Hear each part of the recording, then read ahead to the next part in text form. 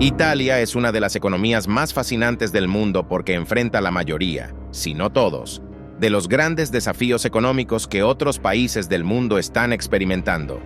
Pero, de alguna manera, los está enfrentando todos al mismo tiempo. ¡Vamos! ¡Exploremos el planeta!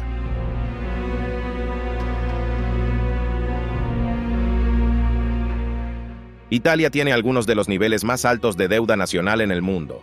Tiene una población envejecida, un éxodo de los pocos jóvenes trabajadores calificados que aún tiene.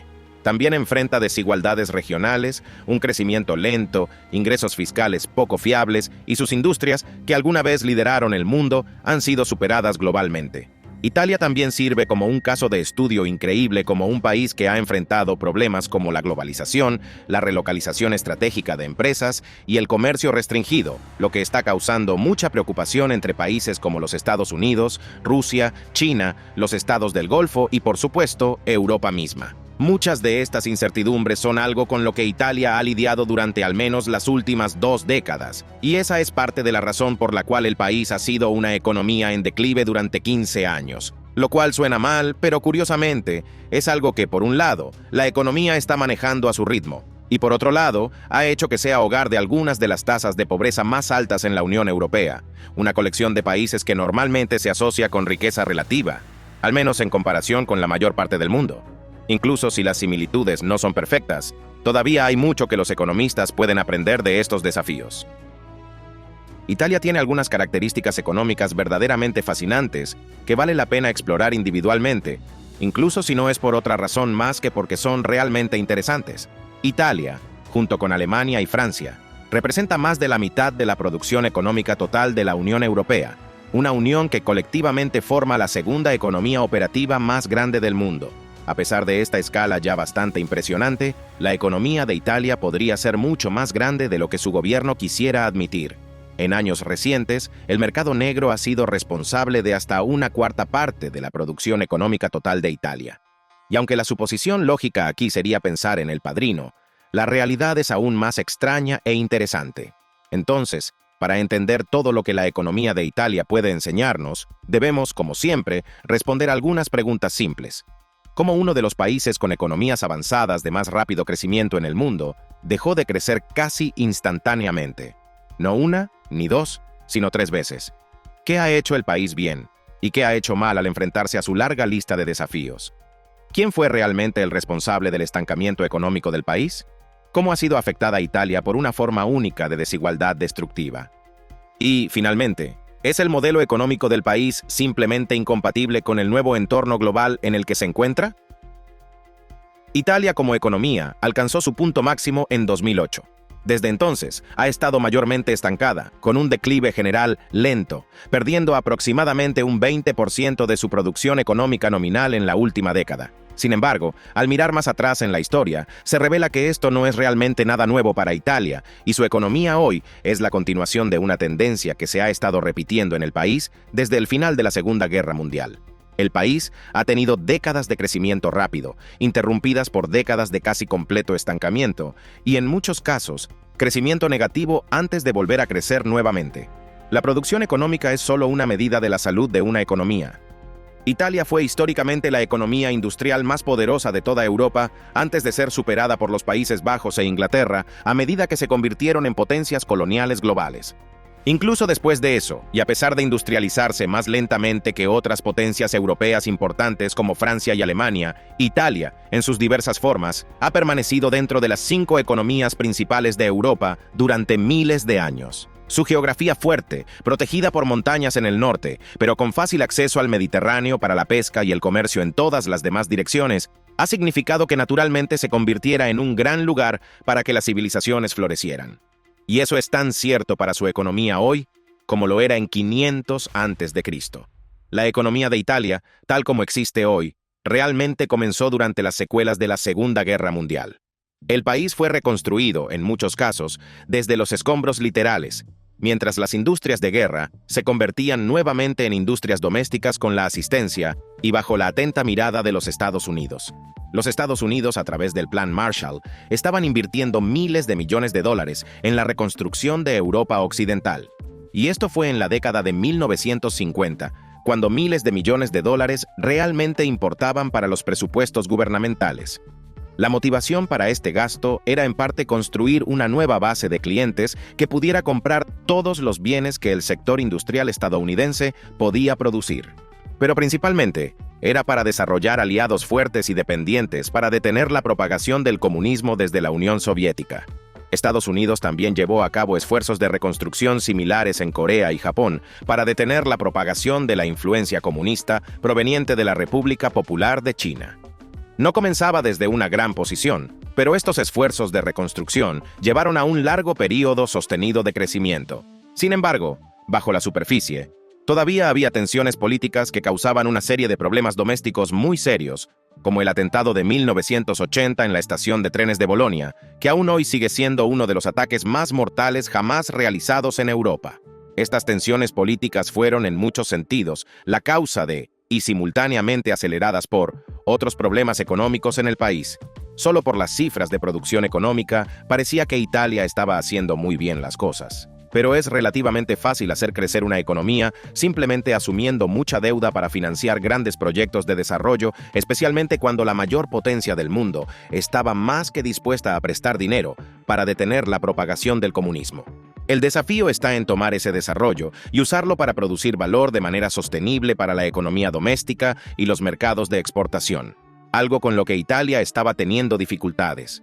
Una vez que la construcción y los esfuerzos de reconstrucción se ralentizaron o no pudieron obtener más financiamiento, la economía de Italia cayó en su primera década moderna de estancamiento, aunque esta primera realmente solo duró alrededor de 6 años. Durante este tiempo, el gobierno italiano tuvo que lidiar simultáneamente con un desempleo masivo, una gran carga de deuda, alta inflación y desafíos externos como el aumento de los costos de energía para los combustibles fósiles de los que sus jóvenes industrias se habían vuelto muy dependientes. Ahora bien, a pesar de no ser cosas buenas para vivir, las desaceleraciones económicas sirven como una buena oportunidad para que un país cambie políticas y reduzca las industrias que causaron los problemas en primer lugar. Durante este primer estancamiento, eso fue exactamente lo que sucedió. El país se reestructuró, alejándose de solo construir infraestructura y prestando más atención a usar esa infraestructura para crear cosas que pudiera vender en todo el mundo. También implementó reformas como dar independencia a su banco central, que luego pudo aumentar las tasas de interés para combatir la inflación. Al mismo tiempo, se relajaron las leyes sobre la indexación de salarios. La indexación salarial no es muy común hoy en día, principalmente debido a los problemas de mercado que causa, pero es una regla que significa que los salarios se mantienen al ritmo de la inflación sin importar qué, incluso si no es lo que se acordó en un contrato laboral. En la superficie, esto suena justo. Si la inflación es alta, quizás no sea correcto que los trabajadores efectivamente ganen menos porque acordaron un salario cuando esa misma cantidad de dinero podía comprar mucho más. El problema, sin embargo, es que la indexación automática de salarios acelera uno de los procesos más peligrosos en economía, una espiral de precios y salarios. Si la inflación es alta, los trabajadores exigirán salarios más altos para mantenerse al día con el aumento en el costo de los bienes y servicios que necesitan comprar. Si las empresas aceptan pagar estos salarios más altos, tendrán que aumentar sus precios para mantener la rentabilidad. Y los precios más altos causan más inflación una y otra vez. Lo que salva a muchas economías de esto es el desfase entre el momento en que ocurre la inflación y el momento en que las personas exigen salarios más altos. Si la inflación es baja, muchas personas ni siquiera se darán cuenta de que sus salarios no están manteniendo el ritmo, lo cual es terrible para ellas, pero actúa como una fuerza moderadora en la economía. Si los salarios se ajustan automáticamente a la inflación, como sucedía en Italia en ese momento, esto simplemente hace que este proceso, conocido como la espiral precios-salarios, sea mucho más rápido y difícil de corregir. El estancamiento fue sin duda doloroso para Italia, pero al forzar algunos cambios necesarios, el país resurgió como una de las economías de más rápido crecimiento, no solo en el mundo, sino en la historia. En solo 7 años, entre 1985 y 1992, Italia triplicó su producción económica en un auge industrial liderado por las exportaciones. El país tenía una gran ventaja en este sentido. Es difícil percibirlo simplemente observando las cifras económicas. Los clientes internacionales pagan un precio premium por los productos fabricados en Italia, debido a que el país tenía y aún conserva una sólida reputación por su alta calidad artesanal y habilidad para producir de todo, desde autos deportivos hasta bolsos de lujo, e incluso productos como aceite de oliva. Si un producto de exportación lleva el logo «Hecho en Italia», el precio de ese producto puede ser más alto que el de un producto competidor de la mayoría de los otros países del mundo. Y muchos consumidores todavía estarían dispuestos a pagar un precio premium por ello. Algunos países deben tomar medidas extremas para superar a una larga lista de rivales internacionales, aprovechando cada oportunidad posible para ofrecer los productos más baratos y, por lo tanto, más competitivos en el mercado global. El hecho de que Italia pueda agregar tanto valor, si no más, simplemente produciendo dentro de sus fronteras, es una enorme ventaja que realmente solo disfrutan un puñado de países en el mundo. Lamentablemente, estos buenos tiempos no duraron para siempre, ya que el rápido periodo de crecimiento nuevamente condujo a problemas subyacentes en la economía italiana. La deuda comenzó a aumentar nuevamente, ya que tanto el gobierno como la población empezaron a pedir préstamos de manera irresponsable, apostando por un crecimiento futuro aún mayor. El país también tuvo problemas con la evasión fiscal. Las pequeñas industrias que formaban la columna vertebral del milagro de exportación italiano eran notoriamente difíciles de gravar, y aprovechar los débiles controles gubernamentales y lagunas mal planificadas para pagar poco o ningún impuesto casi se convirtió en un pasatiempo nacional. Ahora bien, en general, ya sea de manera intencional o no, reducir los impuestos y las restricciones gubernamentales mientras se aumenta el gasto mediante deuda es una política económica expansiva clásica, incluso si el gobierno no necesariamente pretende hacerlo. Probablemente, esto era lo que el país necesitaba para salir del estancamiento en el que se encontraba en los años 80. Pero para ingresar a la eurozona y ser autorizado a usar la nueva moneda de la Unión Europea, Italia se vio obligada a ordenar sus cuentas. Tuvo que reducir su carga de deuda y hacer un mejor trabajo para lograr que su población pagara impuestos. Aumentar la regulación, reducir la deuda y elevar los impuestos son medidas que sacan dinero de la economía, lo que, aunque era lo correcto, frenó el crecimiento económico. Durante el resto de los años 90, la economía de Italia volvió a entrar en un período de casi una década de estancamiento. Afortunadamente para el país, la adopción del euro en 1999 creó una especie de oportunidad de oro para que Italia comenzara a crecer nuevamente. Tras una breve pausa, el país, en lo que ya se estaba convirtiendo en un tema recurrente, más que duplicó su producción económica en menos de una década, convirtiéndose nuevamente en una de las economías avanzadas de más rápido crecimiento en el mundo.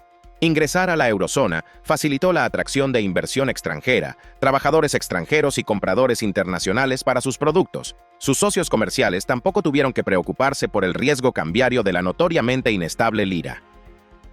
Las ventajas de la eurozona también coincidieron con el desarrollo general adicional de la manufactura italiana y el auge de industrias como el turismo.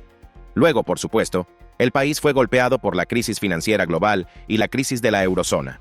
Y desde entonces, ha caído en otro periodo de estancamiento. Solo que esta vez, en lugar de durar menos de una década, ha continuado por casi 15 años. Ahora bien, la razón por la que hemos pasado tanto tiempo explorando los detalles de la historia económica única de Italia, con sus auges y estancamientos, es porque plantea una pregunta obvia para la nación. ¿Puede hacerlo de nuevo? Obviamente, nadie puede predecir el futuro, y menos aún los economistas. Pero si la historia se repite, parece que Italia ya tiene retraso para dar otro paso en esta extraña escalera de producción económica. Lamentablemente, por supuesto, no es tan simple. Y hay una serie de nuevos desafíos que se están combinando con algunos de los antiguos desafíos históricos, lo que hace que sea poco probable un giro característico al estilo italiano. El primero es simplemente una población envejecida. Italia tiene una de las poblaciones más viejas del mundo, y gran parte de su fuerza laboral está cerca de la jubilación.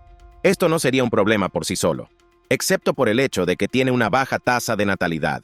Así que los jóvenes no están ingresando a la fuerza laboral para reemplazar a las personas que la están dejando y que en última instancia, y desafortunadamente, no hay una manera agradable de decirlo, se convertirán en una carga para los recursos. Este problema también se ha acelerado debido al hecho de que Italia tiene una de las tasas más altas de graduados jóvenes que se mudan a otros países donde pueden ganar más dinero por sus habilidades.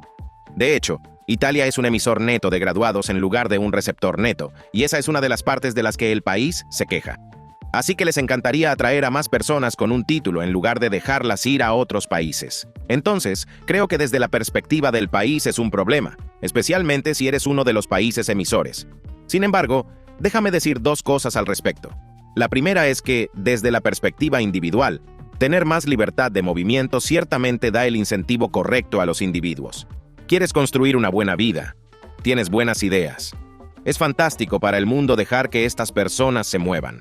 El segundo punto de vista es que debemos entender, desde la perspectiva de la competencia por talento, que los países que están perdiendo a estas personas, tal vez porque tienden a estar sobreeducadas para el nivel de la economía en ese país, deberían pensar seriamente en las oportunidades que en un país o región específicos se les están brindando.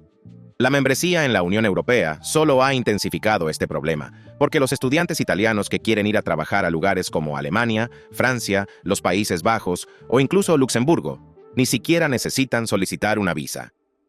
Gracias a la política de la Unión Europea de permitir que los trabajadores trabajen en cualquier lugar dentro de los Estados miembros, aumentar los salarios podría ayudar a frenar este éxodo de jóvenes italianos calificados. Pero las industrias del país ya no pueden competir con sus mayores rivales europeos porque simplemente no son tan productivas. El tamaño promedio de una empresa italiana es significativamente más pequeño que el tamaño promedio de una empresa en otras economías avanzadas de Europa. En promedio, Italia tiene 3 trabajadores y medio por empresa, mientras que el promedio en Europa Occidental es de 15, es decir, 4 veces más trabajadores por organización. En las economías industrializadas, el tamaño sí importa, y las empresas más grandes pueden producir artículos más especializados y con mayor valor agregado.